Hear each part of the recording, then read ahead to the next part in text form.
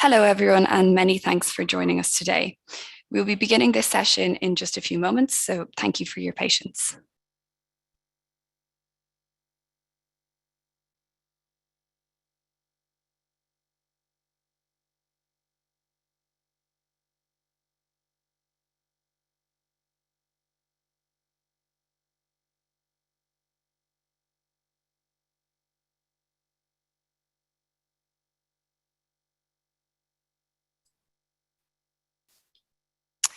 Good morning, good afternoon, and a very warm welcome to you all.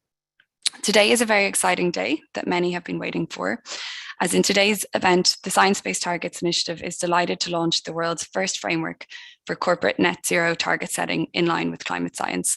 So in short, the SBTi's net zero standard. My name is Alwyn Smith. I'm the UK and worldwide regional lead for the Commit to Action team at CDP, and also part of the SBTi's corporate engagement team. And I'm very happy to be hosting today's event. Before we get started, I'd like to address a few points of housekeeping. The first is to say that this is one of two launch events taking place today to accommodate different time zones. And we're glad to be joined by attendees here on Zoom and also watching on the live stream on YouTube.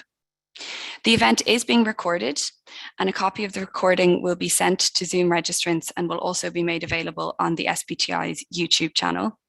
And the slides will be published on the SBTi's Net Zero webpage. We're only going to be taking questions during the panel session of today's event. So if you do have questions which you would like the facilitator to address to one of the panelists, please submit that using the Q&A function on your Zoom window. So turning now to look at today's agenda. We're going to be opening with an introductory message from the UN High-Level Climate Action Champion Nigel Topping to set the scene. And next then we will welcome a panel of experts from across business, science and civil society who will be providing their perspectives on the importance of a robust corporate net zero framework. Following this, the SBTi's Net Zero team will provide an introduction to the Net Zero standard itself, including an overview of the standard's 2-year development process, the key elements of a science-based net zero target, and an exciting announcement of the first batch of companies to have had their net zero targets approved by the SBTi. We will then hear directly from one of those companies. So Ørsted will share their insights through a case study, which will demonstrate how the SBTi's net zero target setting process works in practice. And finally, we will close the event with a short wrap up and call to action. So without further delay, we're really pleased to share an opening message from Nigel Topping. And this message will be directly followed by a short SBTi video, which has been prepared for this launch. Hello, I'm thrilled to welcome the new net zero standard from the Science Based Targets Initiative and like to applaud the leadership of the SBTi in launching it. We know that as well as long-term targets, rapid and deep emission cuts are essential if we're to achieve not just net zero, but stay within our carbon budget and keep temperature rises to below 1.5 degrees. Because the latest climate science from the IPCC is very, very clear. The UN described this as a code red for humanity. But that science does show that it's still possible to limit global temperature to 1.5 degrees if we act with real urgency, because we're very close to that threshold already. Now, I'm thrilled to see the SBTi's new net zero standard as the first framework for corporate net zero target setting in line with climate science. And this net zero standard is now providing a common, robust, science-based understanding of net zero. It's an easy phrase to say, but as you all know, there's some nuances that are crucial to getting it right. This will give business leaders the clarity and the confidence that their near and long-term decarbonisation plans are aligned with climate science. We know that rapid action to contribute a fair share of halving emissions by 2030, as well as getting to net zero by 2050, are crucial for companies to align with the net zero standard. And the great thing about this standard is that it will ensure that companies are aligning both their near and long-term science-based targets, and again, across all scopes. Another really important point. We need every company to take this responsibility, not just in their own operations, but across the entire value chain, in order to achieve the changes needed to keep 1.5 degrees C alive. The rigor of the Science Based Targets Initiative has been at the heart of the Race to Zero, which Gonzalo Munoz and I launched last year, and it's that rigor which has allowed the momentum to grow really fast, so that we now have well over 6,000 businesses, cities, investors, regions. And this new standard will extend that rigor and provide much needed credibility behind corporate targets and claims of Paris alignment, as well as guiding business short-term action plans. I invite all companies across the global economy to commit to set these net zero targets, which the Science Based Targets Initiative will begin validating from January next year. We need all companies in this race to a better, greener, more resilient future, and we know that this standard can set them on the path to achieve that.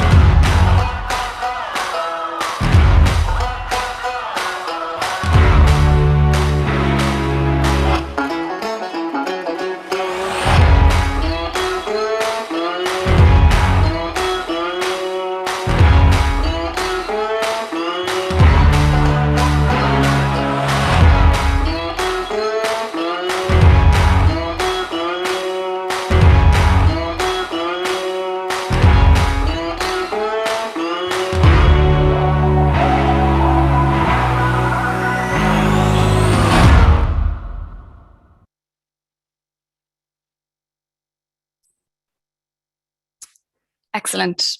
So now it's time to kick off our panel discussion. As you may have seen in the event agenda, we have convened an amazing group of people for this session, and we also have the pleasure to welcome Patrick Frick from the Global Commons Alliance to moderate the panel. So with that, it's over to you, Patrick. Owen, thank you very much. That was very upbeat music. I really like this. So it's really great to see you all here on this. It's a special moment, launching the net zero standard. And actually, I personally never thought that I could get so excited about something called SBTi net zero standard. So why is that so? Well, I'm just going to reinforce a few points that Nigel made. That the science is in. We have the 2018 IPCC special report. It said if we want to avoid the worst of climate change, we must limit global temperature rise to 1.5 degrees Celsius. And we must get to net zero CO2 emissions by 2050. And then we had the most recent report, the sixth assessment report. Nigel said it too. This is a code for humanity because, it confirms basically that climate change affects every region on the planet. And I think what's really different to maybe 5 or 10 years ago is that the impacts are now in plain sight. Extreme heat, floods, droughts, forest fires, you name it. So if we want to protect us and life on Earth from the worst impacts of global warming, we must hit net zero by 2050. And that also means we must halve emissions in 2030. It's kind of simple, right? But it also is so close. This is just a bit more than 8 years from now. And unfortunately, we are really not on track. So now back to my excitement about the SBTi net zero standard. The excitement is because this standard enables you, businesses, to do what it takes to get to net zero. So the Science Based Targets Initiative's new net zero standard is the world's first framework for corporate net zero target setting in line with climate science. It means now, that's why this is called the launch event. This means companies can set verified net zero targets consistent with limiting temperature rise to 1.5 degrees now. Well, the moment of this launch couldn't come at a more important time, because we really do not know what our government representatives will commit to next week and the week thereafter. But business can send a strong and hopeful signal by committing to SBTi's net zero standard en masse. And that prospect makes me personally very hopeful. We are also glad to see that this standard provides clarity. It ensures all of you who work for a business and embrace the standard can be really confident that you take actions that are in line with climate science. And I want to stress that this standard has a focus on rapid and deep emission cuts already within the next 5 to 10 years, which is absolutely essential for achieving net zero. So today, at this critical moment in time, I have the pleasure to hold a conversation with experts from science, academia, and business, including the first companies that will receive formal verification for their science-based net zero targets. Congratulations. So I would like to welcome our speakers. Miki Ko. She is from the Institute for Global Environmental Strategies. I have Michael from CIF, that's the Children's Investment Fund Foundation. I have Narayan from Wipro, and I have Nicholas from the Heineken Company. Welcome you all. Thank you for joining this launch event. I foresee that our conversation will be lively, animated, and it will cover 2 parts. First, I would like to hear from you if my enthusiasm and my hopes for the standard are justified and why that is so. So why do we need to commit to net zero, and why is the standard for that even necessary? And then a second, I'd like to look into the future and really say, okay, I'd like to hear from you about how do we make this happen? Like, how do we implement the standard? How do businesses plan to get to net zero? So those 2 parts. Miki Ko, I'd like to start with you. Just provide some start of a same starting point for every one of us here in the call. And we're really many, which is fantastic. Could you just remind us, why is it so important that we keep global warming to no more than 1.5 degrees Celsius compared to pre-industrial levels? And then what will be the consequences if we went beyond, or even way beyond, that amount of warming? So over to you, Miki Ko. Yeah, thank you for inviting me to this important launch event. I'm also very excited. I was involved to write the IPCC 1.5 report at that time.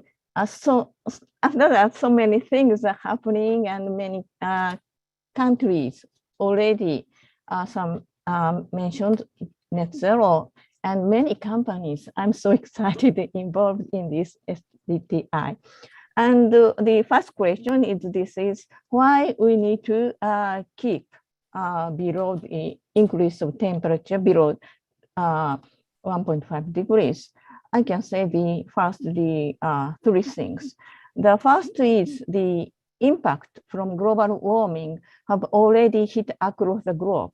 The IPCC AR6 concludes it is unequivocal that human influence has warmed the atmosphere, ocean, and land. So before that, IPCC always says it the 55% or something like that. But this time, it clearly stated that this global warming is caused by human activities. And the second thing is the difference between the impacts of 1.5 degree and 2 degree is large. Limiting global warming to 1 degree is expected to substantially reduce climate-related risks for nature and human systems. For example, coral reefs are projected to decline by a further 70 to 90% at 1.5 degree, but with more than 90% loss at 2 degrees. And also under the 1.5 degree warming, about 30 million people will be affected with reduced food production. It would increase to about 300 million people under 2 degrees. And there are also many impacts, such as the extreme weather, water stress, crop production, fisheries, and sea level rise, and so on. So every day, such kind of things happen. And the third thing, rise of temperature is almost proportional to cumulative emissions. It means that the temperature does rise as long as GHG is emitted. To stop temperature increase, we need to stop emitting greenhouse gases. So I can stop here. Thank you, Miki Ko.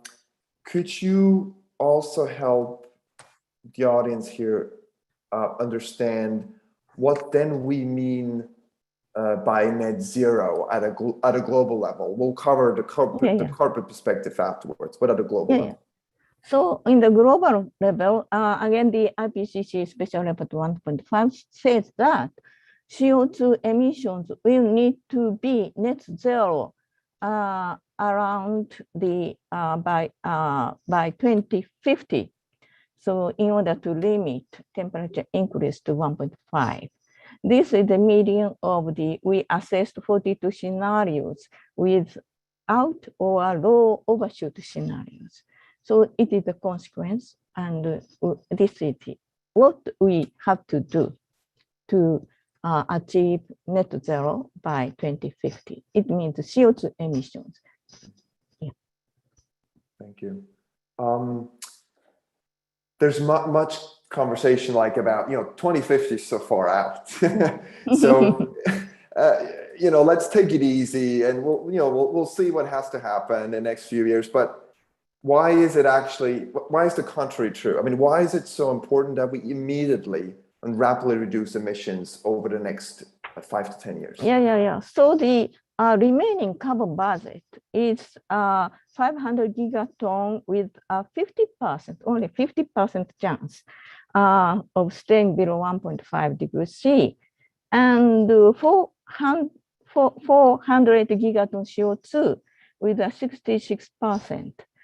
And every day we emit emissions, and within this carbon budget, we need to achieve 1.5 degree. So it is necessary to achieve net zero before using up this remaining carbon budget. So we need to do very, we need to do now. Yeah. So can't really afford to use up that budget very quickly, right? It narrows that pathway every day. Every day. Every day is narrowing. Narrowing. Yeah. All right. Thank you, Miki Ko. So in this context, Michael, I'd like to ask you a few questions. Why is in this context in corporate climate action so critical? It's a great question, Patrick. So, very simply, thanks to the work of SBTi and partners at CDP and elsewhere, we know that more than 35% of global emissions, of the emissions that Miki Ko has highlighted, that rapidly eating up our carbon budget, come directly from companies. So that's scope 1 and scope 2. This is the direct production of emissions. So just on its own, you can see that without corporates really leading the way, we're simply not going to have any hope of meeting those emission reduction targets. Now, when you expand and you take into account estimates of scope 3, and that is a challenge we can possibly discuss a little bit later on in the panel. But the best estimates we have at the moment are that companies then become responsible ultimately for more like 80 to 85% of global emissions. And so we need urgent corporate action directly on own emissions, processes, production, use of energy to tackle that 35%, ending bad practice, investing in new technology. But we also need companies to help desperately in their supply chains, both from suppliers and with customers, to really tackle that 80, 85% that includes scope 3. So without corporates, we're simply not going to succeed. I mean, I was not aware of that number, Michael. 85% if you include scope 3. That pretty much says everything about why this is so important in terms of getting corporations engaged. So then making the step from why is action critical to why is this standard so critical? Yeah, super. So Michael, are you still with us? Yes, good. Yes, I am. Sorry. So I think as you know, there's a lot of willingness from a lot of companies to try now to engage with this topic strategically. But the reality is, if we do this without science and without a really strong base in science, it's going to be extremely difficult for all stakeholders, for companies to formulate effective strategy, for governments to work with those companies, for other stakeholders like investors to really understand what's going on. This standard is the standard that is really grounded in science. And I'm not going to subject anyone this early in the morning. As someone with a quantitative background, it is fascinating for those interested to look at how SBTi links the work that it does and the support it gives to you as businesses to the underlying climate science that Miki Ko has been talking about very directly. So we need that link, and there's no other framework, there's no other way of talking about net zero for your business strategy and your business plans that provides that linkage into science. And I think the second point, Patrick, is that we've got to have this transparency, this comparability. All stakeholders need to understand what companies are doing in order to demonstrate the action that's being taken, and for it's a key stakeholders, your boards, your shareholders, to be able to really grasp what it is that you're doing. And when we talk about companies going from target setting, particularly shorter term targets, to concrete detailed plans, this is the only framework that gives the clarity that is going to allow companies to do that planning, really communicate it, and be accountable for it. Great, Michael. I mean, and let's use it. Do you want to comment on, or do you have anything to build on from the question I put it to Miki Ko on why is the short-term intervention, like the rapid deep emission cuts, why is that so important? Do you have anything to add to what Miki Ko said? And she mentioned, of course, the carbon budget that's limited. Well, so I mean, the science is the key, that we need to reduce emissions fast. I would say from the perspective of investors and from a business NGO perspective, that what is also critical is that companies making commitments today, you as sort of leaders in sustainability, your executives, your board, are going to want to demonstrate that you're actually taking action now. Making long-term commitments on their own is not going to demonstrate to your stakeholders, your shareholders, that you're actually doing the things that are available today with the technology you have, making the necessary investments. And I think you're going to see government regulators, a lot of shareholders are already starting to push much more for that concrete action. And so I would say alongside the science, there's also a business imperative for companies to really demonstrate what they're going to do in the next 3 to 5 years to deliver on the targets that you can set within this framework. Great, Michael. I know you have an investor background, so you're watching that space very, very closely. Can you give us just a bit of a sense of what's happening right now in the discussions among investors when they're watching what corporations are doing or not doing? Yeah, so it's a very interesting process. I think, very positive. We've had years of work, very foundational in terms of investors really looking for companies to disclose emissions. We then had the TCFD framework talking about governance, but now we need to actually move to action. And that involves setting both long-term goals, but also I think critically, one of the key features of this framework, the interim target. And within that, you're seeing large numbers of the biggest investors now very explicitly saying that they want to see those 5 to 10 year targets and they want to see plans. And I think people are going to push through engagement. You're going to have the use of shareholder rights around AGMs. And I think you're going to see regulators also asking for it. So interestingly, just to finish off, Patrick, the Spanish government is now already mandating 5-year climate action plans in its new climate law. We had Frank Elderson from the ECB talk about mandatory climate action plans just a couple of weeks ago. The UK government has signaled this in its new green finance roadmap. So this is really coming, investors working with government and regulators. And I think now's the moment. Use this standard, create that framework. It'll allow you to build those plans that will be credible for all your stakeholders. That's very insightful. Thank you, Michael.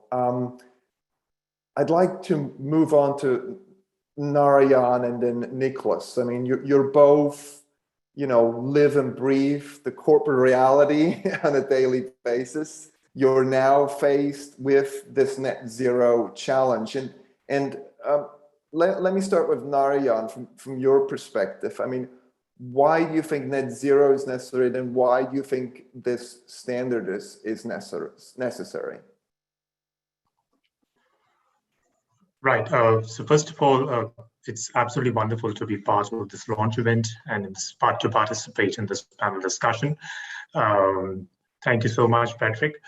I think I'm not going to really add on too much to what my fellow panelists have said about why net zero is necessary.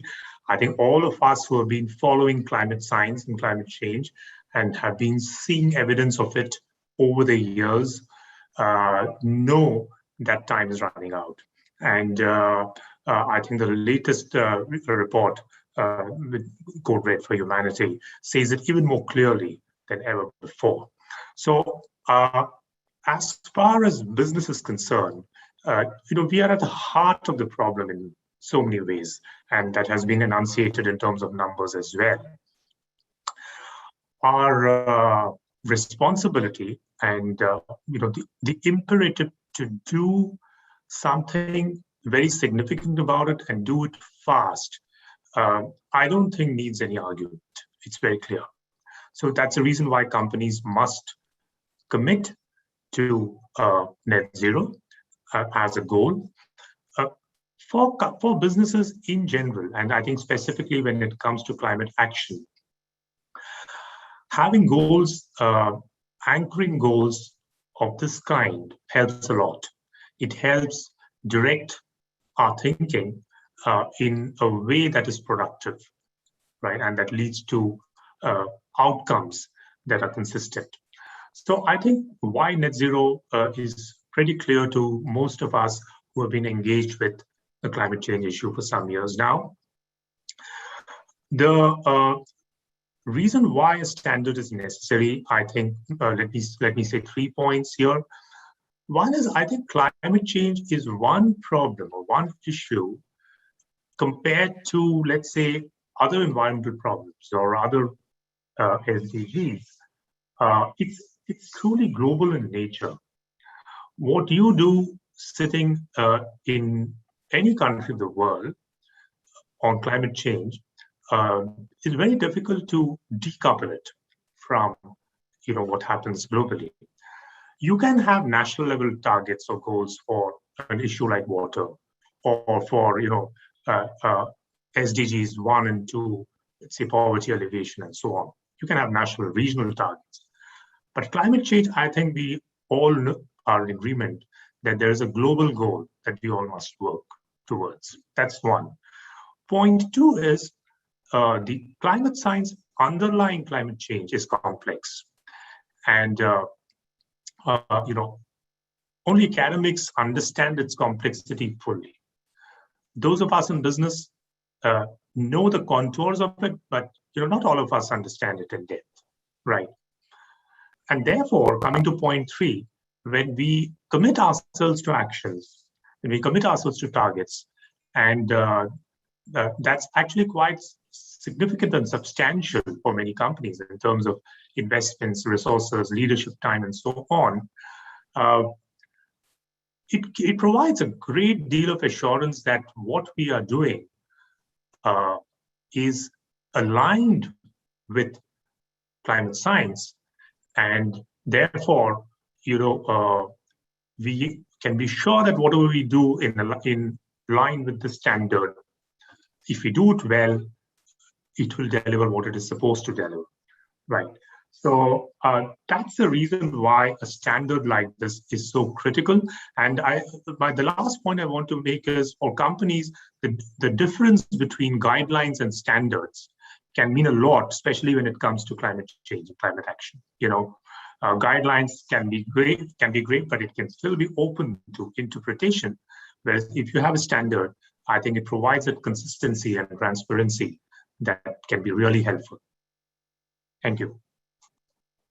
Great, Narayan. Thank you for highlighting these 3 points. So doing your part towards a global goal. And then I think the second point on how important it is for you that someone translate the complex science into something you actually can use and move forward on. And then the overall alignment around the standard, which helps everyone to almost move forward in sync. So thank you for that, Narayan. I'd like to hear Nicholas's view on the same question. Yeah, thank you, Patrick, and great to be with you, Miki Ko, Michael, and Narayan, and all of you in the streaming. I think there's a lot good thing that has been said, but I think from a business point of view, when you see what happened for the past 18 months, where a lot of corporates have started to pledge on carbon neutrality or net zero and not having really clarity on standards and where the focus on reducing their emission or compensating their emission was very clear. So when we look in our organization, about having, a strategy on climate, we actually started by just, listening scientists like Miki Ko, understanding what is really happening out there, because we've been talking about climate change for a long time, but what does it mean also for our business, concretely speaking? And for us, we are brewing beer in every country we operate, 60 countries, and we brew beer in very remote location with sometimes low infrastructure. And I give you an example of countries like Timor East, Solomon Islands, Haiti. And these countries are on the front line of climate change. They will be impacted by sea level rising, floods, droughts. And basically, we started to see that actually business is at stake. And we have only one planet where we can brew beer, is this one. So we want to stay in business, and we want to make sure, that whatever we do in our business is also ensuring that we are not damaging the planet. But we started to also realize that it's not only us alone. It's our own operation. It's also our total scope, our suppliers. We have a large number of suppliers, and also very upstream. We deal with farmers, and we started to realize that the amplitude of the net zero agenda is very, very important across the scope 1 and 2 and the scope 3 of the value chain. So the actions will be very, very important and very different from what we have done in the past, the traditional sustainability, which was more inward looking. And we started to realize that not only us were looking at it, not only the business, the corporates, but also the investors and regulators were also looking at it very seriously. If you look at investors for the past 18 months, we start to see that our investors are actually extremely interested to understand our strategy on environmental and social activities and start to really, ramp up their knowledge on net zero strategy, because it is clear that investor wants to invest in sustainable businesses and wants to make sure that, they will have the right company in their asset portfolio. But we also saw that regulators were actually stepping up.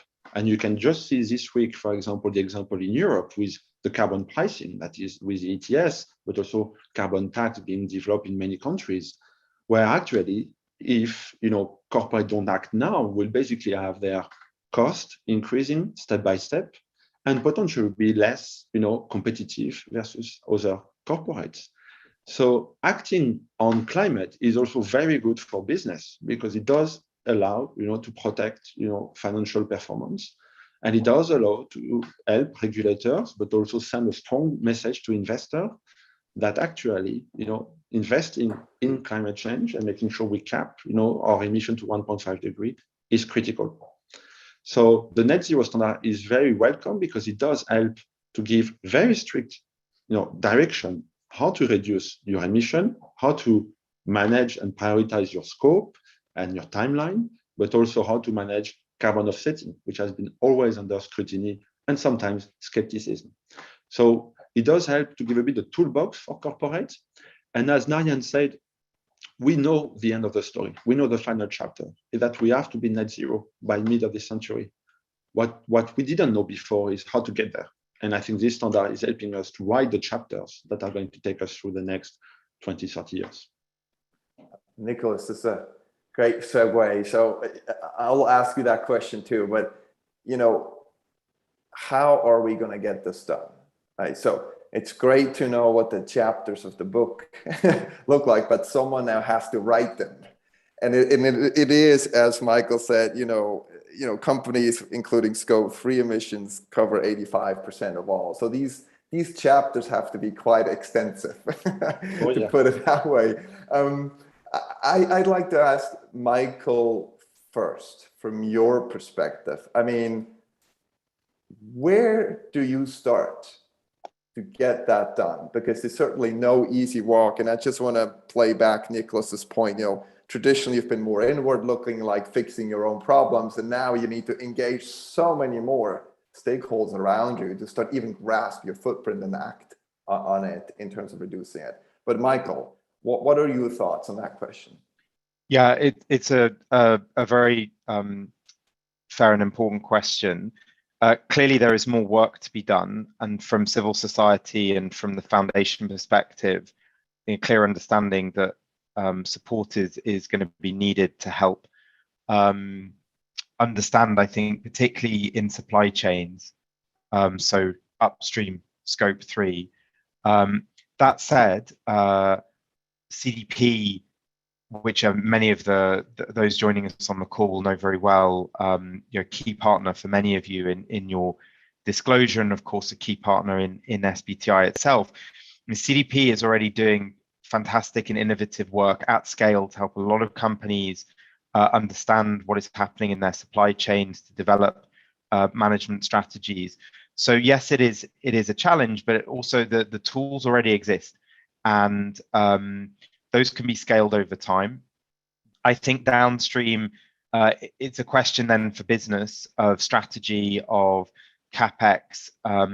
Again, many initiatives that already exist allow business to engage with stakeholders in different ways, their own customers, but also from the technology side. Organizations like Mission Possible Partnership, thinking about the kind of technologies, ways of engaging with your stakeholders, like your investors, through Climate Action 100, to really work out what strategy looks like for transforming your business and reducing your scope 3 downstream over time in a way that is still commercial, is probably more commercially exciting ultimately. So I think that's where the future is going forward.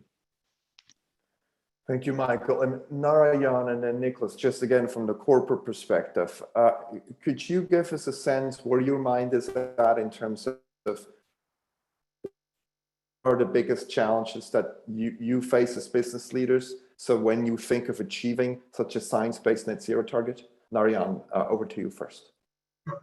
Yes. I think there's probably not one answer to that. It depends on what stage of the entire life cycle of climate mitigation each company is in. Some companies started several years back, some companies started more recently. So companies which started several years back, we started about 15 years back, at least the foundational processes of having baseline your greenhouse gas emissions in your company's operations and in your value chain, setting targets against those are things that the companies understand well. Whereas companies which are more recently starting out will need to do a lot more work in terms of coming up to speed on those foundational processes. Having said that, looking forward, net zero targets are much more aspirational and ambitious than probably the targets that companies might have set till now.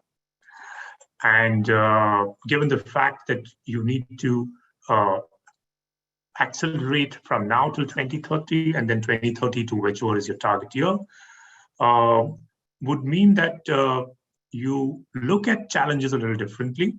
And these challenges could be different depending on whether it is scope 1, 2, or 3. I think all companies know this, that scope 3 is probably the most tricky. The reason is scope 3 has several categories. It has 15 subcategories. Business travel, employee commuting, purchase goods and services, downstream leased assets, upstream leased assets, and so on.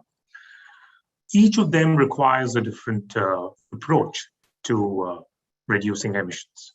Each of them holds a different level of salience and importance, depending on which sector you are in. Some of these categories, the solutions that are available are a little bit more advanced than in other categories. For example, I think we are all excited and looking forward to the transition to the electrification of mobility and transport over the next decade plus a few years, because we know that that will enable us to reduce emissions associated with our commuting, the commuting-related footprint. On the other hand, if you look at flights, if you look at air flights, the technology available as of today, low carbon alternatives to jet fuel, it's emerging now, but it's still a few years away before we can talk confidently, yes, that there is indeed an alternative that we can deploy. Till that happens, companies like us will, of course, push hard. We will deploy behavioral nudges and actions to reduce, air flight related emissions. But I'm just citing these two as comparative examples of relative degrees of difficulty or ease when you look at different categories of scope 3. And even in scope 2, when you want to increase the renewable energy footprint of your business, of your own operations, and by increasing energy efficiency or by enhancing your renewable energy footprint, the story is not the same across the world. There are regulatory barriers to a lesser or greater degree in different countries, and within countries, even between different states and counties, right? So in India, for example, different states have different barriers to procuring renewable energy in an open access mode, right? So we are hoping that some of these challenges will go away slowly as the whole momentum on net zero and then stepping up, the pace increases everywhere, right? So I think these are, of course, technology and solution challenges. Apart from that, every company will have its own governance and management challenges. Here, I'll just go back to my first point. Probably companies which have been in this for a little longer have sorted out many of those governance challenges. So there is no argument within the company on whether we should do this. It's really about the details of how we should do it. So that makes it a little bit more easier for companies to, get going. Thank you, Narayana, and I hear you loud and clear there that there's certain things you can't do on your own, right? I need to all the other stakeholders move along with you, which will ease your path. Nicholas, I want to hear from you. And then, I mean, there is, of course, the question out there that given that we require such dramatic reduction in emissions, that can this even be done without fundamentally changing business models? So if you just could talk a bit about, okay, what do you do to get going, but how do you address this challenge to, you know, your core business model that this basically poses? Over to you, Nicholas. Yeah, thank you, Patrick. And that's actually, I will start with the first chapter of the story we agreed to write together.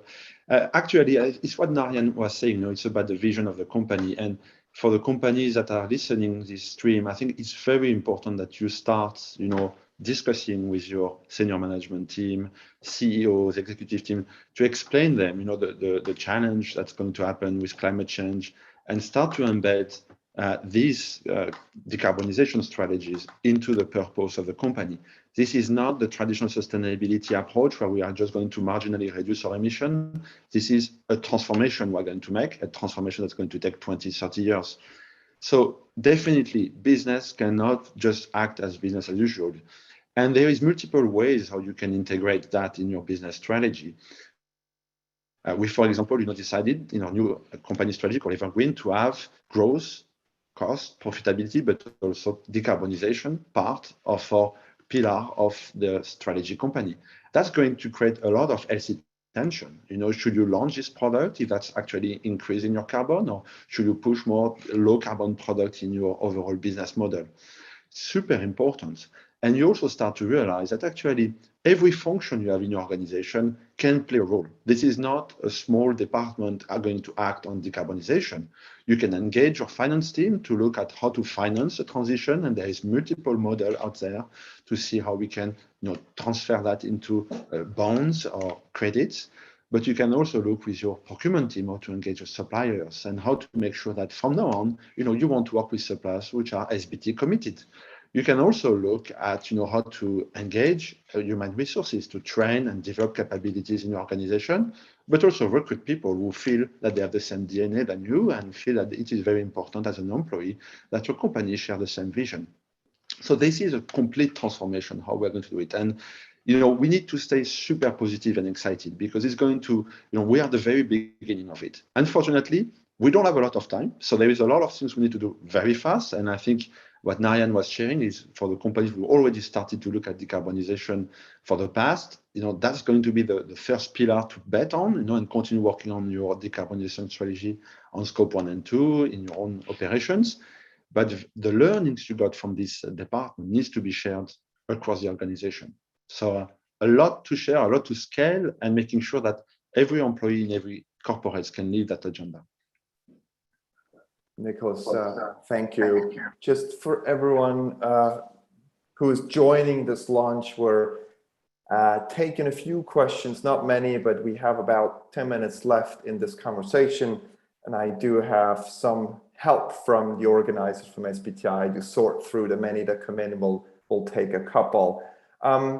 Before I go there, Miki Ko, what are some other messages you'd like to share with the audience and company specifically? Yes. Can I add 2 or 3 things that why we need to achieve net zero? And as you know, the CO2 emission before the pre-industrial era, it was 280 ppm, and now it is it's going up, and now more than 410 ppm is observed this year, and it's increasing. And if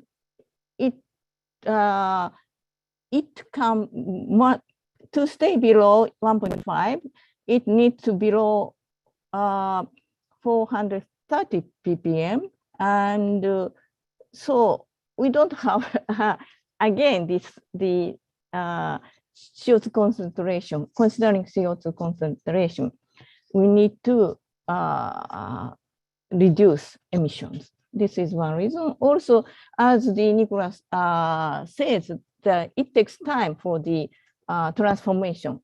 So for retail industry could reduce emissions in a shorter period, but for manufacturing industries, it takes time. They need to develop the new process or plans with low or zero emission to produce low or zero emission products.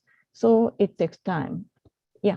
So there are plenty of reasons to stay below 1.5, and why we need to do it so quickly. Yeah. Right. And you have a question?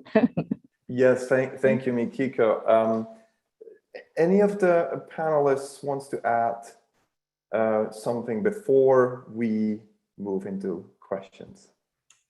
Just to build back on Miki Ko, because I think time is very important, and there is a bit of skepticism on corporates making long-term pledge. And I think we didn't talk about it, but the new standards define near-term targets, so the next 10 years, and long-term targets to allow companies to do the transition. But it doesn't mean companies have to wait to the transition. They need to start now, because the transition will potentially cost some money and needs to be basically smooth over time. So it's very, very important that the message back to the organization is the near-term target is very urgent. We need to really go very, very fast, but we need to also plant the seed for the long-term target and making sure that we are all in this together and are all reaching the net zero goal. Great. Narayana and then Michael. I want to call out one important dimension of the net zero standard, which is that the focus of companies should be on deep decarbonization of their own operations value chain for as long as possible and to the maximum extent possible, and therefore, deferring removals or offsets as much as possible. Because one logical question that can arise is, why can't you become net zero by 2025, or much earlier than what you've set for? And it is possible to do that technically through removals and offsets, but through this whole notion of mitigation hierarchy, what we are really saying is companies have the primary responsibility of reducing emissions in their own value chain and operations, and they must do that fully or as much as possible before looking at offsets. I think that's a very important dimension of the standard. Great. Michael, before you take over, I just want to ask you if in your comment, I see a question that's quite interesting. Of course, you mentioned investors as a pressure point for companies, but what else is there that could put pressure on the top management of a company to get moving? So I ask you that question, but please first share whatever comment you wanted to make. Well, so I just wanted to, directly support, I think, Nicholas and Narayan on the point that one of the critical features of this framework is precisely that the interim targets into pathway, and the value of that in helping all of you to define the actions you're going to take this year, next year, over that 5 to 10 year horizon that Miki Ko has made clear is really the one that is critical for science, for the climate. It's also the one that we can act on now, because it's the one that pertains to technologies that exist and actions that everyone can take today. It's also, I think, Patrick, to come to your second point, really, really critical for the ability of leaders, companies that lead. And I think everyone joining this call today is here because they want to demonstrate that leadership, to be able to communicate to your own employees, your customers, critically to your customers, that you are a leader, and to be able to show that clearly through meeting the targets, moving towards annual reporting of the delivery of companies and what they've promised. And that's going to be what is going to allow some companies to really move ahead and lead, and to be able to demonstrate that leadership. And that's going to win business, win market share in this transition. And it pertains to this issue of then being able to make specific claims about other actions that are being taken around climate. So the use of different kinds of offsets, reductions, offsets that might be used over the near term, longer term, the permanent removal of carbon. There is a lot of work that's going on in this area.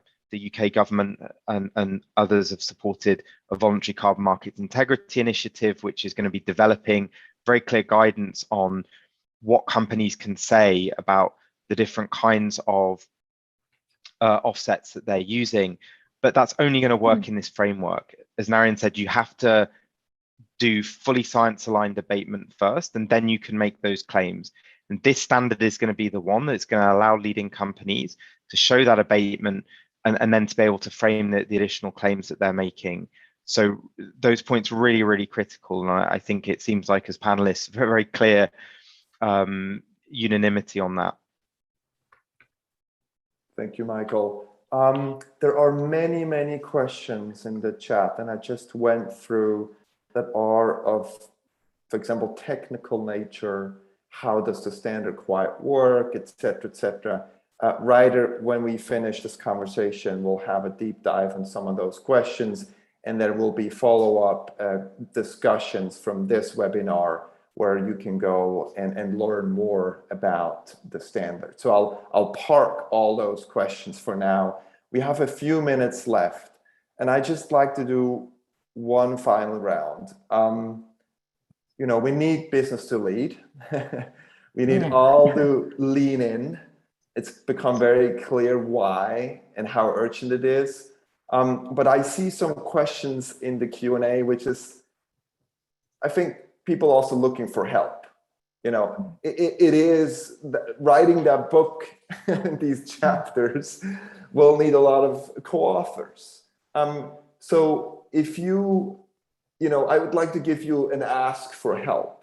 If you can reach out to the world and say, I'm committed to go on this path, I'm committing to the standard and do what I can, but what is the help we need to succeed?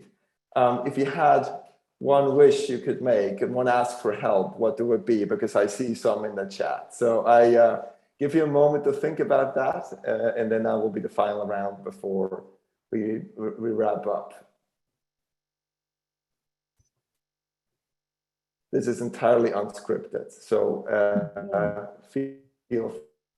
Okay, yeah. I think it's a very difficult question, but we need a clear step. And I read your SBTi report, and there are two pathways. One is the sector-specific pathways, and the other is cross-sector pathways, if my understanding is correct.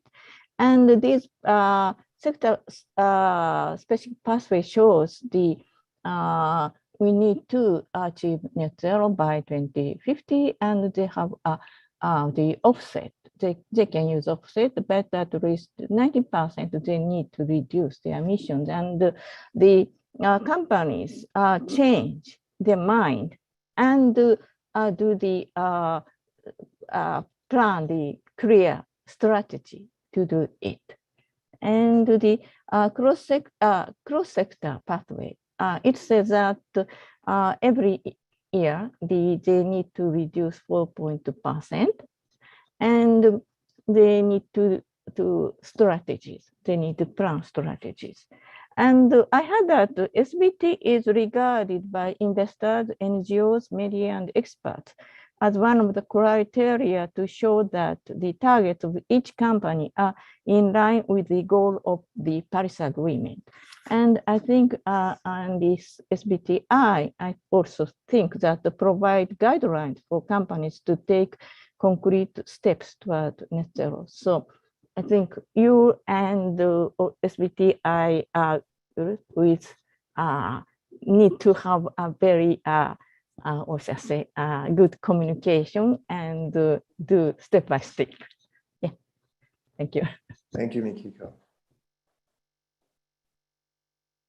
Narayana. Okay, yeah, I think academia and civil society have done a great job till now in terms of framing the climate science problem and what needs to be done and so on. So has government, but I think where we really need help is from government in different ways.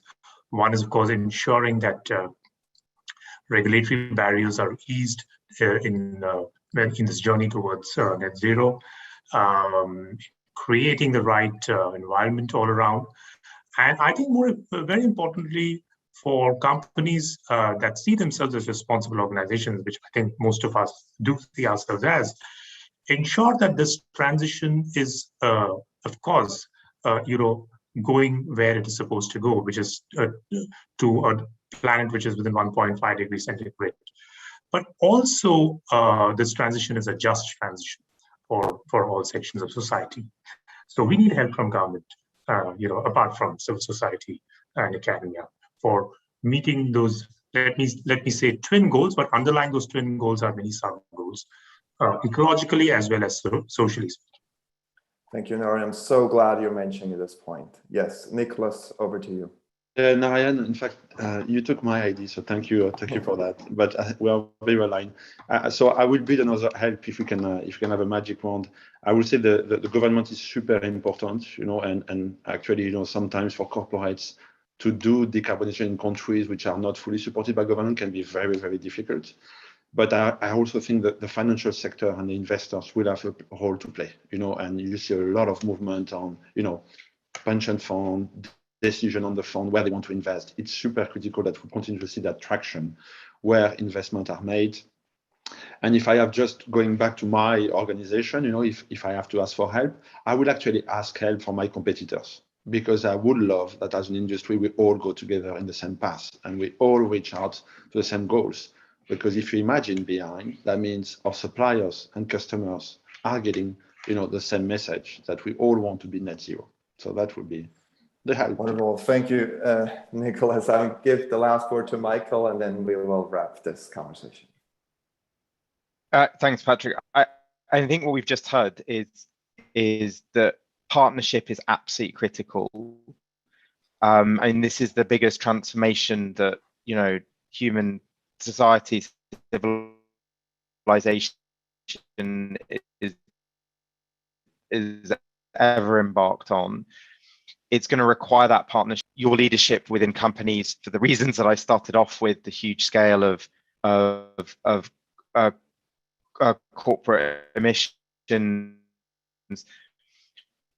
This framework provides the clarity within absolute science-based transparency over what different sectors, different companies need to do. And it's off the back of that we can then bring resources, we can bring policy, we can bring the finance, we can bring all of that together to help companies transition.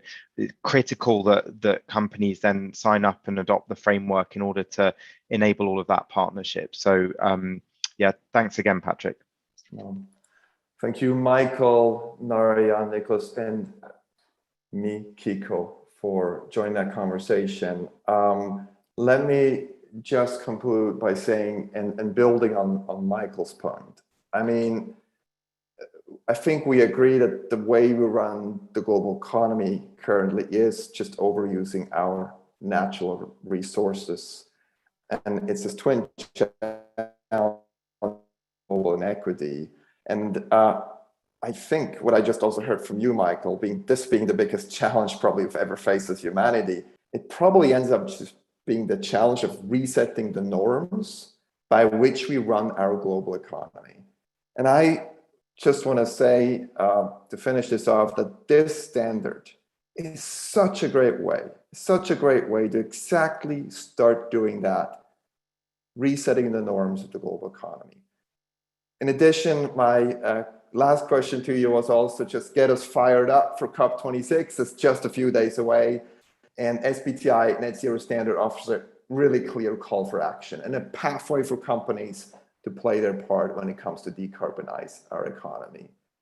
So if we do this together, I would say not just if, then so let's do this together and commit across all sectors and geographies to the science-based net zero targets, which we have launched today.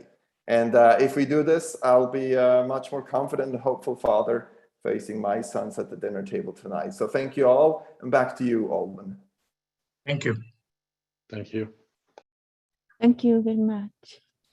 Thank you, Patrick, and many thanks also to all of our wonderful panelists for a really interesting discussion and for providing your valuable insights on this topic.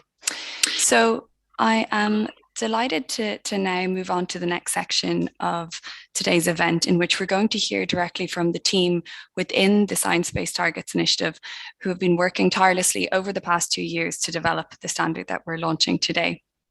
So on the next slide now, you'll see that we are joined by Alberto Carrillo Pineda, who is Managing Director of the SBTi, as well as Emma Watson, who is the Net Zero Senior Manager at SBTi. She's been leading on the development of this standard. And finally, also, we have McKenna Smith, who is a Target Validation Manager with the SBTi. And so I think Alberto is going to kick off things, and I'm very glad to hand over to you now, Alberto. Thank you. Thanks. Thanks, everyone, and thanks everyone for joining us today. We're very excited to now go into more detail about the standard. And first of all, before starting discussion about the standard, we just like to give a brief overview about the Science Based Targets Initiative. For those of you that are not familiar with our work, the Science Based Targets Initiative is a joint initiative between CDP, UN Global Compact, the World Resources Institute, and WWF. And we've been working in collaboration with the Women Business Coalition since the beginning of the initiative. And now, fortunately, with a wide range of partners that are helping drive the adoption of science-based targets in the real economy. And really, our goal is to help companies and stakeholders make sure that corporate climate targets are consistent with the transformation that is needed to limit warming to 1.5 degrees. That is really why we exist. You go to the next slide, please. And for the past 5 years, 6 years, we've been focusing on GHG emission reduction targets that, as I mentioned, are short-term emission reduction targets that are consistent with the decarbonization needed to meet the global climate goals. And of course, today we are all here because we are launching a new standard that is focused on longer-term net zero targets that, of course, are also grounded on science. You go to the next slide, please.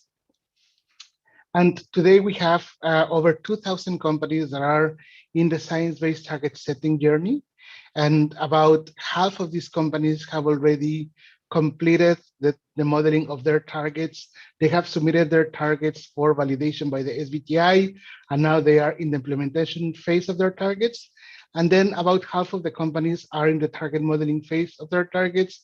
Normally, companies have around 24 months between the time they commit to set targets and the time they announce the targets publicly after the targets have been validated by the SBTi.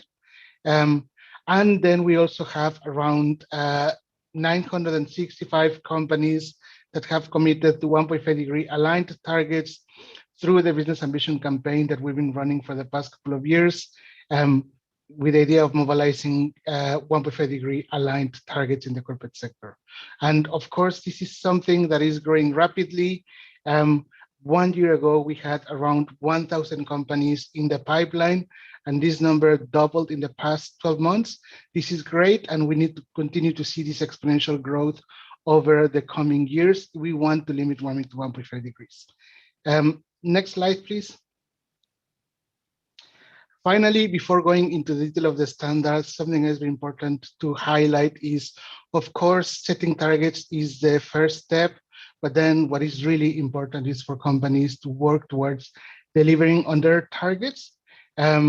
Last year, we started and the process of tracking progress against targets, and we included the first assessment of progress against targets in our progress report that was released at the beginning of this year. And what we found is that companies that are setting science-based targets are actually reducing their emissions. In average, companies with science-based targets have been reducing their emissions by around 6% per year for the past 5 years. This is a rate that is above what is needed to limit warming to 1.5 degrees. And also companies in general are reducing emissions when the global emissions have been growing. So this is, of course, gives us a lot of hope and also makes us believe that we need to continue to scale up the number of companies setting science-based targets, and then, of course, work on all the transformation that was discussed in the previous panel in terms of policy, technologies, collaboration, etc., so that we can truly decarbonize our economy. With this, I'm going to hand over to my colleague Emma, who has been leading the development of the standard and who's going to provide an overview about the standard. Thank you.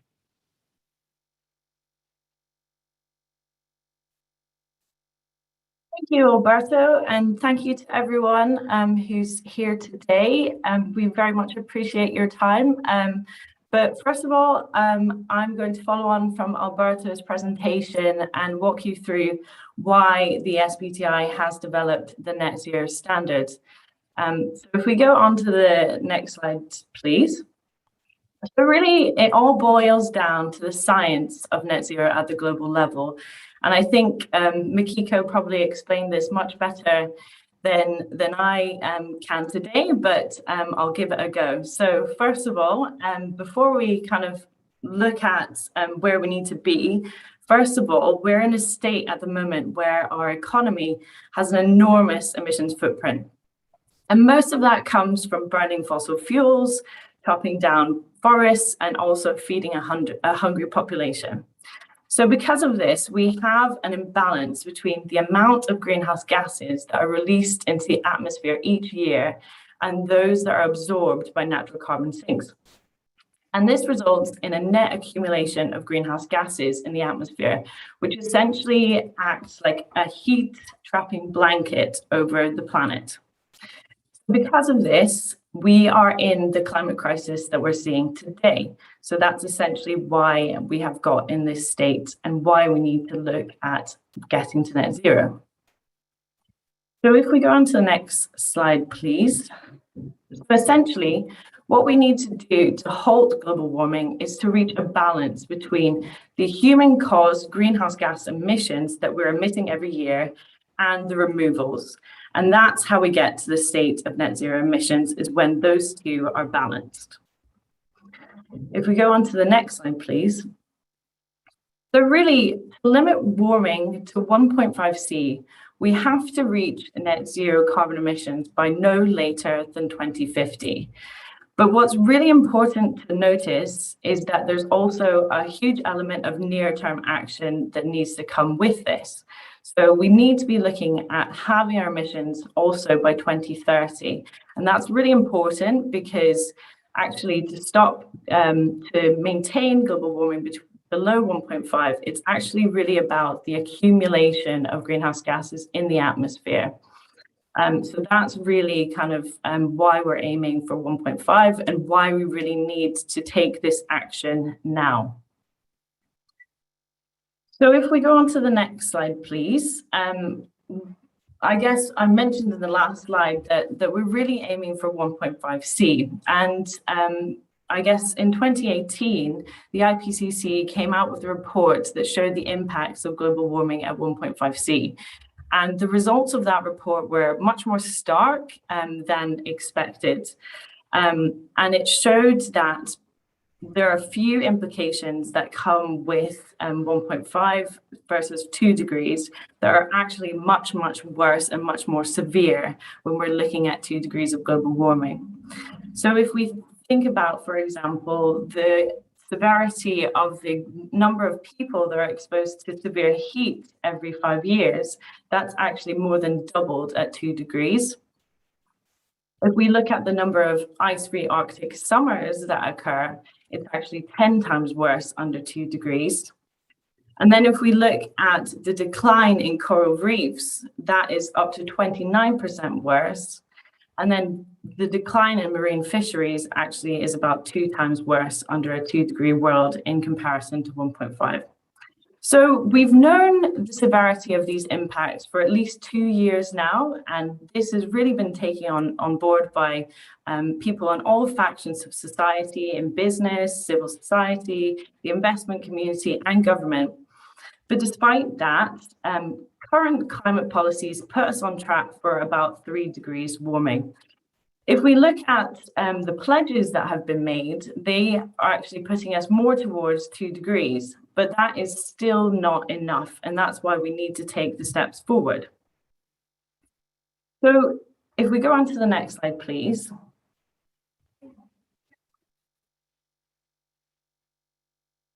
We've also seen, since the IPCC's report was released, a huge increase in the number of people from all different walks of life making net zero commitments. So governments, businesses, all types of different organizations making these commitments. And these now cover 78% of global emissions, 80% of GDP, and 62% of the population. And about 1 in 3 of the largest listed companies in G20 countries now have net zero targets. These are statistics that were released yesterday by the ECIU, who have a net zero target tracker. So I would suggest that you check that out if you're interested. We've also seen a huge growth in the UNFCCC Race to Zero campaign in just over a year. And that includes all non-state actors from all different countries and sectors around the world. So if we go on to the next slide, please. Despite the fact that we've seen a huge increase in net zero pledges, we've noticed that net zero targets really differ across 4 dimensions. So the first dimension that we see is that net zero targets differ across the climate scopes that they include. So some of these targets only include carbon dioxide, for example. Others include all greenhouse gases. The next dimension is the scope of activities that are covered. So some net zero targets just covering a company's own operations, some including all of the value chain, and again, lots of variation there. The third dimension that we see differences in is the mitigation strategy that is employed to reach the net zero targets. So some are just focused on emission reductions, some are looking at avoided emissions, negative emissions such as offsetting, and other different approaches. And then also the timeframes that companies are looking at. So some of these targets are very short term, with some net zero targets being, even 2020, and then some looking out to 2060. So there's a huge variety and lack of understanding of when is the right time to be setting a net zero target. And because of this massive variation that we're seeing, there's actually been a huge amount of criticism around net zero as a concept itself. So some of the common criticisms have been around the incomplete boundary. And the net zero standard tries to address this by including all value chain emissions within a target. The second criticism is that net zero targets can often be used as an excuse to delay action. And within the net zero standard, and we'll go into this in a bit more detail later on in the presentation, is that it includes near-term science-based targets. So that ensures action in the short term so that we don't prevent that accumulation of greenhouse gases in the atmosphere.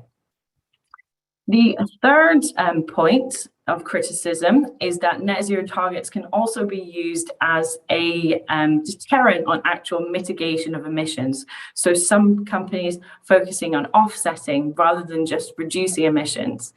And the net zero standard puts in really strong guardrails for companies to be reducing their emissions at the right speed and pace, depth to get there. And then finally, a lack of accountability around net zero has caused a huge amount of criticism, and the net zero standard tries to address this through validation of net zero targets, but also companies are required to report on their emissions annually, and will also be introducing a more advanced measurement and reporting and verification standards as a follow-on from this project, which we'll also discuss in a bit more detail later. So I think that concludes this section of the presentation, and I will hand over to my colleague McKenna to take us through the next piece. Thank you very much. That's great. Thanks, Emma. Next slide, please. So the creation of the net zero standard that the SBTi has followed a robust and transparent process with stakeholders during the 1.5 years of its development. This process was built upon the ISEAL standard setting code of good practice, while also maintaining the standard setting process from the Greenhouse Gas Protocol, which we follow as an initiative. So a key piece in any development, we engaged with an expert advisory group, our EAG, which provided direction and consensus on the decisions needed. Our EAG was established out of 37 experts from civil society, academia, and business. Additional to the EAG, we continue to engage with our technical and scientific advisory groups for technical aspects such as residual emission scenarios and target setting methods. To overarch the EAG and technical groups, we also engaged with 2 public consultations in order to receive wider feedback. Now let's take a look at the timeline a little closer. So I know many of you are aware that this has been a long time coming after our initial start in 2020 with the publication of the Net Zero Foundations paper. During the first year, the Foundations paper and the EAG were created. Then after the Net Zero EAG was created and their guidance was taken into account, the Net Zero team drafted the first criteria for the Net Zero standard at the start of 2021. This then opened up as the first of 2 public consultations in early spring 2021 with over 400 participants from 37 different countries. An exciting step for us during this process has been the road testing, which during the summer, 84 companies participated to trial out the net zero target setting tool and review and provide feedback on the criteria and guidance. So out of this road test, the second public consultation was sent out, which leads us to today, our official launch of the net zero standard. Now, as I mentioned earlier, the road test companies trialed out all of the draft standard and criteria and tools, and from their experience, some further documents were created to provide a comprehensive understanding of the net zero standard and criteria. There are 4 key resources that are officially being launched today. The first being our Getting Started guide, which shows you step by step how you can set a net zero target to be in line with the net zero standard. Next, the Global Corporate Net Zero Standard, which provides guidance and criteria and recommendations for net zero targets. The third piece there being the standalone corporate net zero criteria. And finally, the net zero tool, which allows you to calculate long-term targets which are in line with the net zero standard. Next slide, please. So to provide a little technical context to what is behind the new standard and criteria, the Net Zero Foundations paper, which was launched in 2020, lays out the foundations for how to actually set a credible science-based target within the corporate sector. The second document is the Pathways to Net Zero technical summary, which provides supporting overview of how the SBTi selected mitigation pathways. And this document was provided in collaboration with academics, IPCC lead authors, and mitigation experts. Both of these documents are available on our website under the resources tab. And I think we're going to hear from Emma again now on exactly what is a science-based net zero target. Thank you, McKenna. Great. So now I'm going to walk you through what a science-based net zero target is under the SBTi's net zero standard. So just to start us off, there are 4 key elements that make up the net zero standard framework. So the very first is to set a near-term science-based target. Now, this is what you'll all know as just a regular science-based target. However, we've used the term near-term to distinguish between the rest of the net zero framework. So really, these are 5 to 10 year emission reduction targets that are in line with 1.5C. Now, if you're familiar with the Science Based Targets Initiative, you'll know that previously science-based targets were able to have a 5 to 15 year timeframe, and you're also able to set targets in line with a well below 2 degrees scenario. So these near-term science-based targets under the net zero standard represent an increase in ambition from the previous science-based targets that companies have been setting. The next element, if we go on to the next slide, thank you, is to set a long-term science-based target. So this is a new science-based target. It is the work that we've been doing over the last several months to essentially help companies determine how much they need to reduce their emissions to be in line with global net zero scenarios. Now, these targets are also in line with 1.5C, and they must be achieved by no later than 2050. Using these long-term science-based targets, for most companies, this will require them to reduce their emissions by 90% or more. This is slightly different in the forest, land and agricultural sector, which has some emissions that are harder to abate, that will be left over. So those companies will be required to reduce their emissions by 80% or more. But most companies in the kind of industrial energy side of the world, they will be required to reduce their emissions by 90%. If we go on to the next element, so this is a recommended element as part of the net zero standard. However, we do feel that companies in the transition to net zero should take action outside and beyond their science-based targets to mitigate emissions, and that will support society move towards the goal of net zero. So this is a kind of new term for what companies previously may have called offsetting. So essentially, it's actions that you take on top of your science-based target to help companies or help society move to net zero. So some examples of this could be purchasing high-quality jurisdictional REDD+ credits, or perhaps investing in direct air capture and geological storage carbon dioxide removal technology. If we go on to the next slide, I will take you through the final element. So the last element of the net zero standard is that companies have to neutralize any emissions that remain when they reach their long-term science-based target. So you can see that in the diagram on the left as so where the blue diamond is, essentially the dark blue and the purple then have to be balanced out to neutralize those remaining emissions. And that's done by carbon dioxide removal and storage as well. Great. If we go on to the next slide, please. So when we are setting science-based targets under the net zero standard, for both near and long-term science-based targets, there are 4 key considerations that companies should take into account. So the first thing that companies should take into account is the boundary of the target. So how much of the emissions inventory needs to be covered by the science-based target. So for the near-term science-based target, companies have to include 95% of their scope 1 and 2 emissions, and if if scope 3 makes over 40% of the total emissions, they have to include 67% of those scope 3 emissions within their near-term target.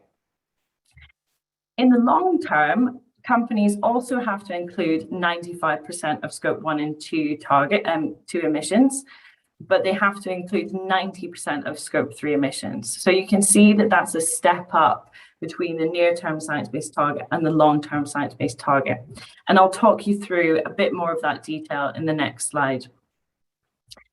The second thing that companies need to consider when setting science-based targets is the level of ambition. So what is the temperature goal that we're looking at when we're setting science-based targets?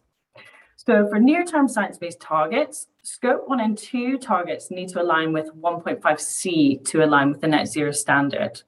And it's probably important to note that at the moment, all companies can still set well below 2C targets. However, that's being phased out as of July 2015 15th of July next year. So after that point, all companies will have to set 1.5C targets, which will align with the net zero standard. For scope 3, the ambition is not as strict. So in the near term, companies can set well below 2C aligned scope 3 targets.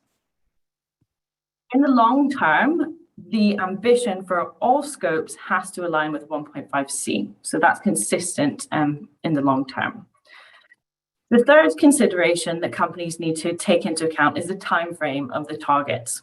So in the near term, those targets, as I mentioned previously, should be 5 to 10-year targets that should be, and that really, I guess, encourages that short-term action that we need to make sure that we're halving emissions by 2030. I think it's also probably important to note that although these targets are 5 to 10 years, once a company then reaches those targets, they would then set another near-term science-based target, and those really serve as milestones along the journey towards net zero. The long-term science-based target, however, has a timeframe of 2050 latest. So that really shows the company the long-term vision of how much they need to be decarbonising. And then finally, there's various different methods that companies can use to set their targets. So in the near term, there's 6 different methods. And you'll notice, I won't go through them all, but you'll notice on the screen that there's an asterisk on 4, 5, and 6 in the top row, and 4 and 5 in the bottom row. And those can be applied to only scope 3 targets. So there's a lot of different approaches that companies can take to set these targets, and these are explained in more detail within the net zero standard documentation and also the Getting Started guide. So if we go on to the next slide, please, I'm just going to talk a bit more about scope 3. So as I mentioned previously, in the near term, companies are required to include 67% of their scope 3 emissions within their science-based targets. However, in the long term, this is now increasing to 90%. So the vast majority of a company's scope 3 emissions will be included within their net zero targets. And through the very extensive stakeholder engagement process and scientific review that we did through the net zero standard development process, we found that having a comprehensive target boundary that included all emissions are really necessary for companies to make credible net zero claims. But we really recognize that there are huge challenges that come with scope 3. And many people are working on improving these at the moment. But at the moment, it's just still very difficult for companies to deal with scope 3 in many different ways. So that's why we're following this expansive boundary approach. And we see that, you know, taking this approach has a few benefits for companies.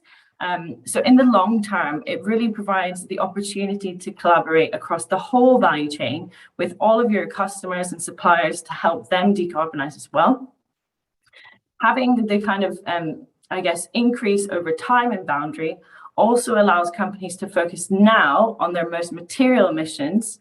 And then as time goes on, they'll have time to work through the complexity of scope 3 to be able to then address that 90% in the long term. Great. And if we could move on to the next slide, please. So to follow on from the net zero standard, we have planned 3 further projects that will tackle challenges related to net zero. So through the net zero standard development process, these 3 things really came out as key challenges and areas that needed further work and further support for companies.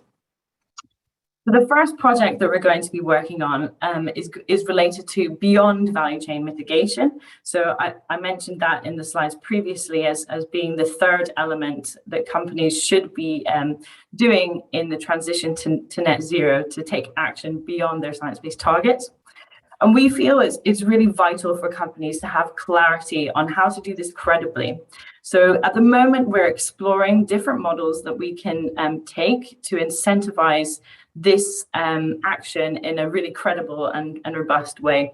And we plan to communicate more on this in Q1 next year.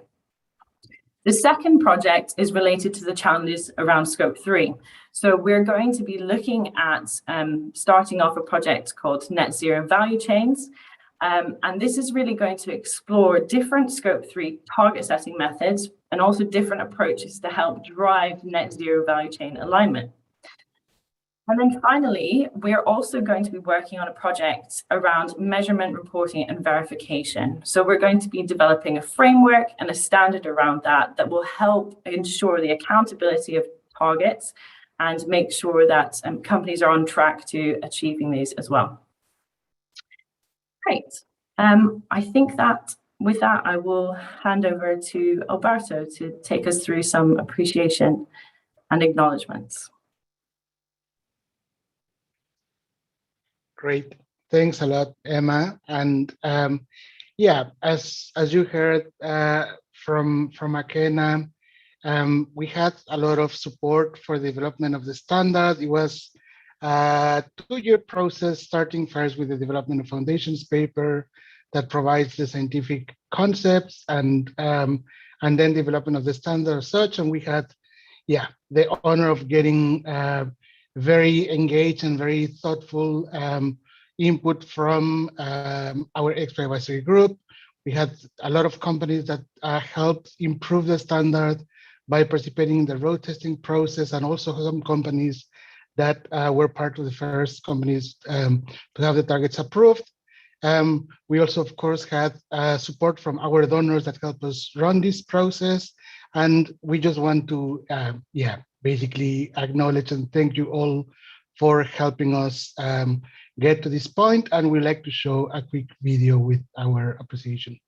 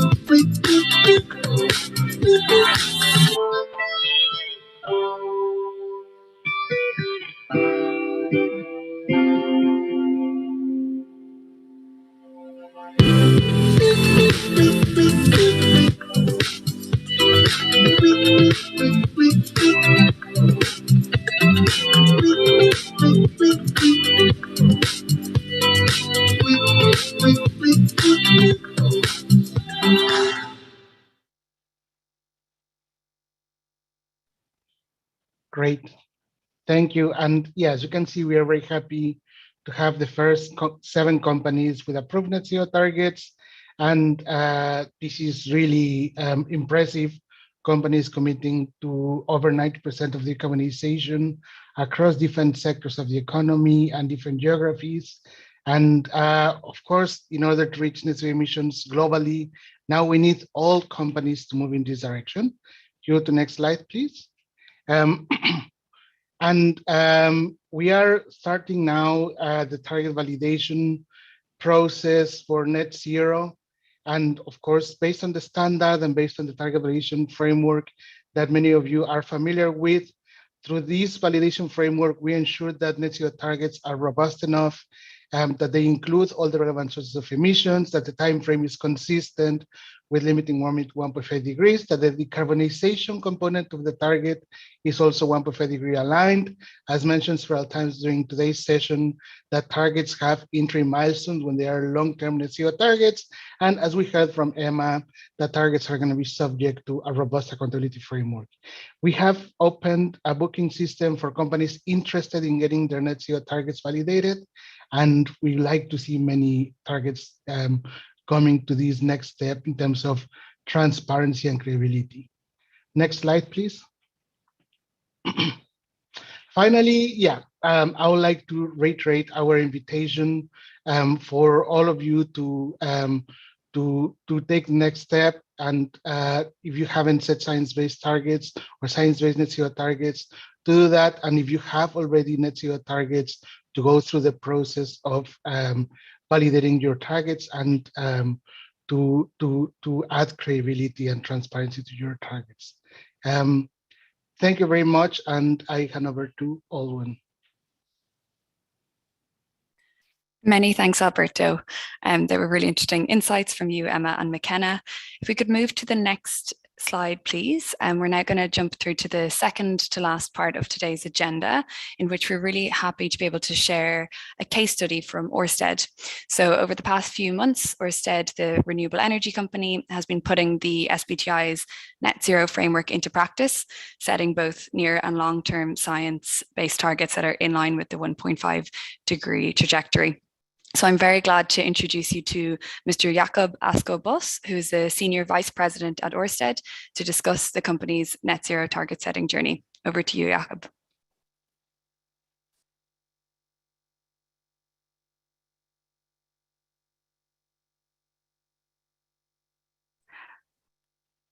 We don't hear you for the moment, Jakob.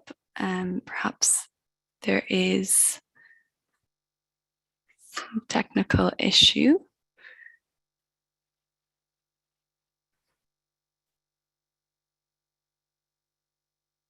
Hello,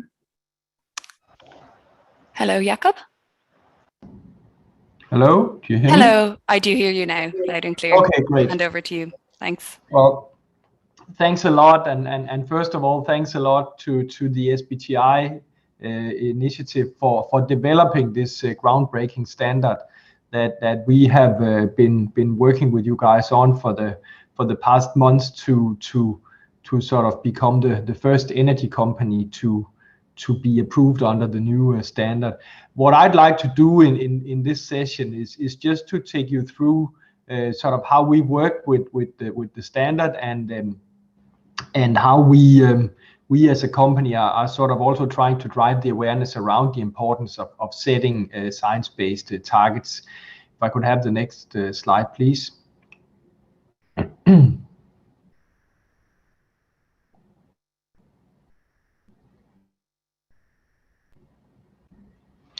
And the next also. Just a couple of words about who Ørsted is. We are a global renewable energy company. We have our main business in offshore wind, where we are the global market leader. So we are with the company that sort of over time has constructed and put into operation the most offshore wind in the world. We're also very active when it comes to onshore renewables. So that's onshore wind farms, that's solar PV, and that's energy storage. And then we operate a number of bioenergy plants in Denmark based on sustainable biomass. So we are headquartered in Denmark, and we have a little over 6,000 employees in the company. If you could take the next slide, please. So Ørsted is really at the forefront of trying to help decarbonize the global energy systems.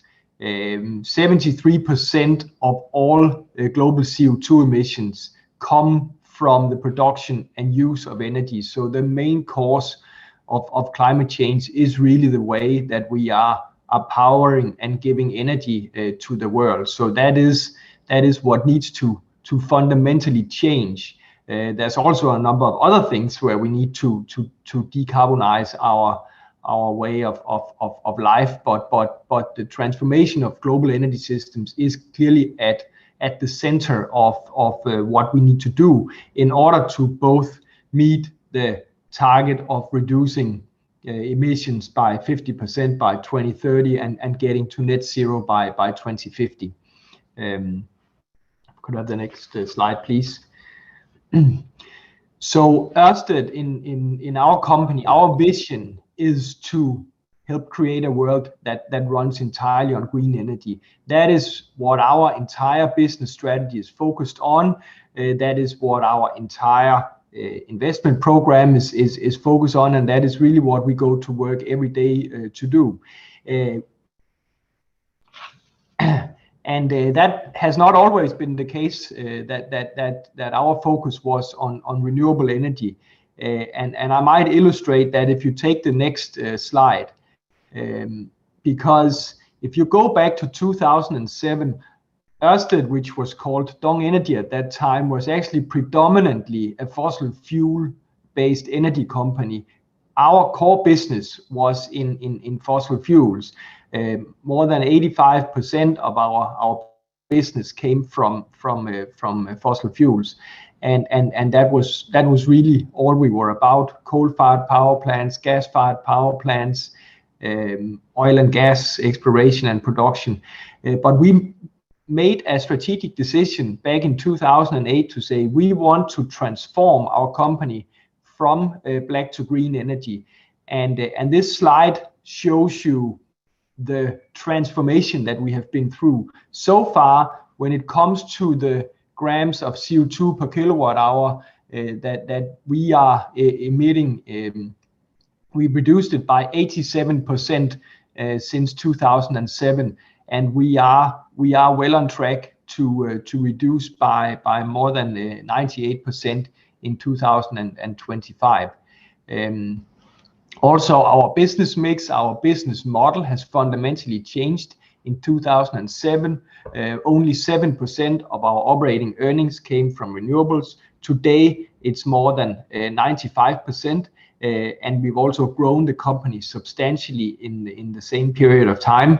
We have grown our installed capacity of renewable energy significantly, standing now at more than 12 gigawatts. We target reaching 50 gigawatts of installed capacity by 2030, so 4 times up compared to what we've installed today.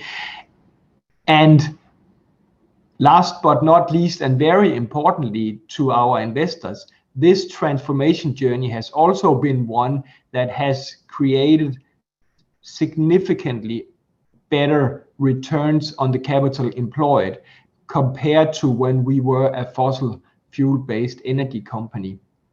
So we believe that we are a case in point that you can actually transform from the old economy based on fossil fuels to the new economy based on renewable energy in a way that is also profitable and generates a return to shareholders. And why is it important to generate a return to shareholders? Well, because this transformation is incredibly capital intensive. We need to attract and deploy a lot of capital to drive that build out of renewable energy that we're doing, and we can only attract that capital, of course, if we deliver a return on the capital. That we believe is a fundamental prerequisite for accelerating the green energy transformation. If I could have the next slide, please.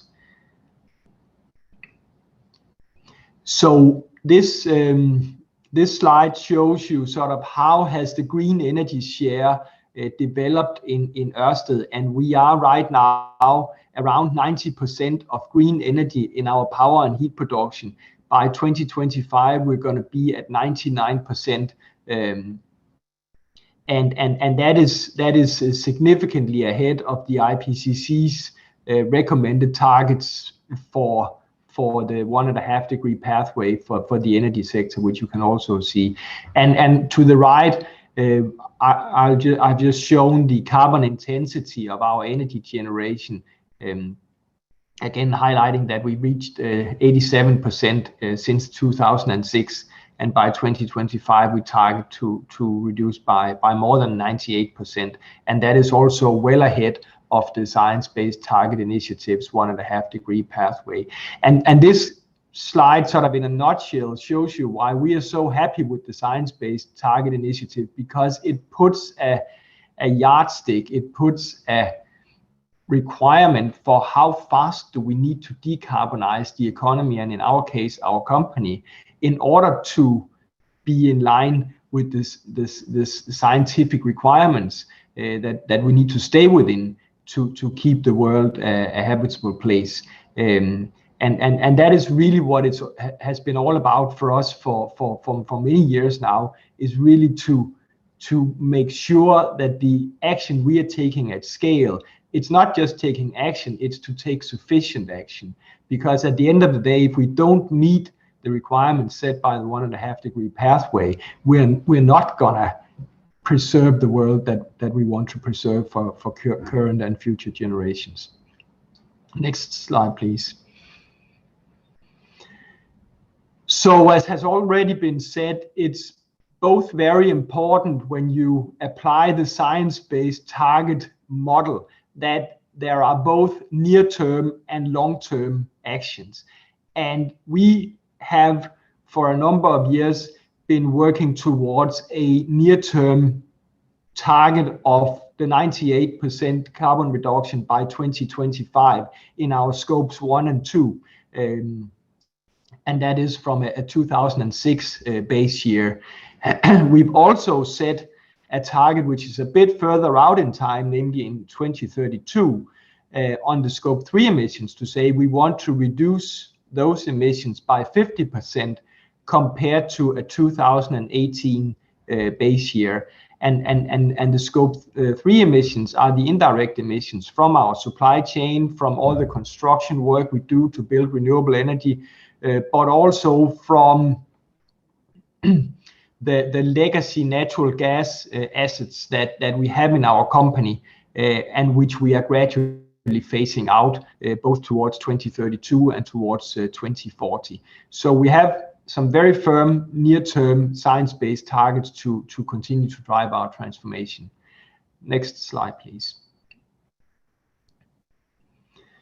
So with the new standard for 2040 in place, we can now, in addition to the already existing near-term targets, really support the 2040 target, which we already set last year, to become net zero in 2040. So that's 10 years ahead of what is typically sort of the normal deadline, you could say, for reaching net zero. We set that target last year in recognition that we are so far ahead on the scope 1 and 2 emissions reduction trajectory that we believe that we had to raise the bar for ourselves to say, if we can't arrive at net zero also in scope 3 by 2040, then we need to do that in order to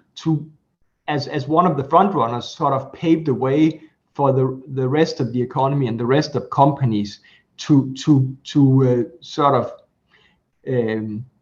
you could say piggyback or benefit from us being in the forefront of driving this transformation. So what we have done now, and which we are very happy to have worked with the Science-Based Targets Initiative on, is to set some more specific targets for 2040, which sort of transform the already existing commitment we had for 2040 into being now a fully science-based supported target.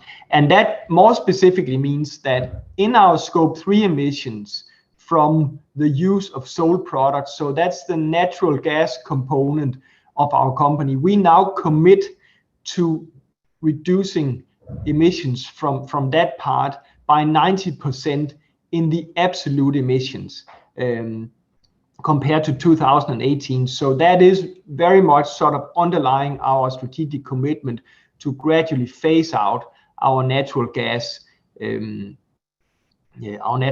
portfolio.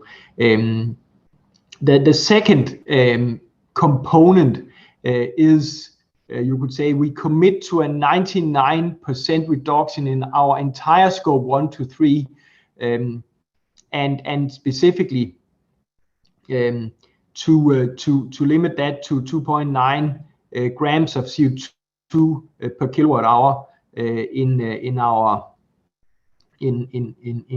emissions, and to limit our scope 1 to 2 greenhouse gas emissions in scope 1 to 2 to 1 gram per kilowatt hour in 2040 compared to 2018. And the rest, the remaining limited residual emissions, we will neutralize through certified carbon removal projects. Next slide, please. I will not go into this one, but just to say, of course, the main challenge we have ahead of us is decarbonizing our supply chain, and for that we have launched a very deep and broad decarbonization program, working with our entire supply chain to work on all the different sources of emission. Next slide, please. So one of the things we're actually doing with our suppliers is to ask them or encourage them to disclose their own emissions and themselves to set science-based targets, which is of course also why it's so great that we now have the new standard for 2040. Another requirement that we've put on them is to say that by 2025 they need to be using 100% renewable electricity for all the deliveries that they bring to us. And last, to really optimize their vessel fleets and develop roadmaps to power vessels with renewable energy in the future. Next slide, please.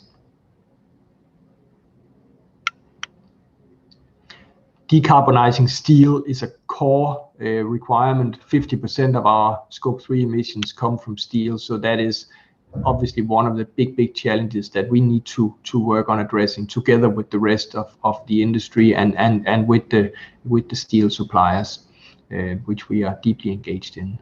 Next slide, please. Just to wrap up, corporate climate targets need to be in line with what science requires. That is the only trustworthy yardstick to put in if we want to ensure that we can keep global temperature increases at 1.5 degrees above pre-industrial levels. Great. Many thanks, Jakob. Really interesting insights and great to hear about Ørsted's impressive climate journey so far and your experience of setting a science-based targets initiative net zero target. So it's definitely an inspiration for other companies attending today's event. So if we can move on to the next slide then, just to wrap things up. Firstly, I would like to thank you all for joining today's event. If we could just actually head on to the next slide again, please. Thank you. So yeah, thank you for joining today's event. We do hope you found it valuable. We're aware that while plenty of new information was presented today, we couldn't delve too deeply into all the technical details of the standard given time constraints. And so therefore, we do recommend exploring the materials that have been released today in more depth. So they include the net zero standard itself, the criteria, a getting started guide, and the net zero target setting tool. They can all be found on the SBTi's freshly updated net zero webpage. And over the coming months, the SBTi and its partners will also be running various webinars to delve a bit deeper into the technical aspects of the standard. These sessions will be more interactive in nature, so they'll have built-in time for Q&A, and there'll be more details to follow soon on those. And finally, I would like to reiterate the call to action for companies to make a commitment to set a science-based net zero target and to have it validated by the SBTi. So we invite you to make a commitment today, and once your target is ready for validation, to please book a validation slot through our booking system that Alberto mentioned earlier. So with that, we are now closing today's standard launch event, and we would like to remind you again that the event's recording and slides will be made available online. The recording will be on YouTube and the slides will be on the SBTi website. So thank you all for attending and for being part of this landmark moment, and enjoy the rest of your day.